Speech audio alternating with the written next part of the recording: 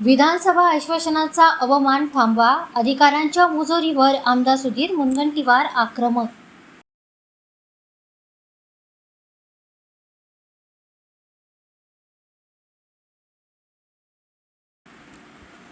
विधानसभा आश्वासन समितीचा अहवाल समिती प्रमुख आमदार रवी राणा यांनी सभागृहासमोर मांडला.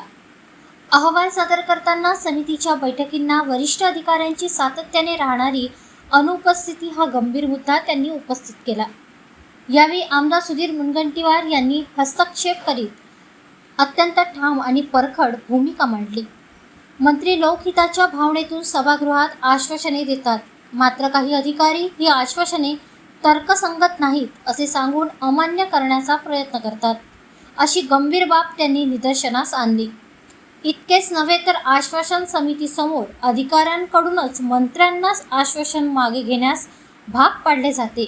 ही लोकशाही व्यवस्थेसाठी अत्यंत धोकादायक प्रवृत्ती असल्याचे त्यांनी स्पष्ट शब्दात सांगितले.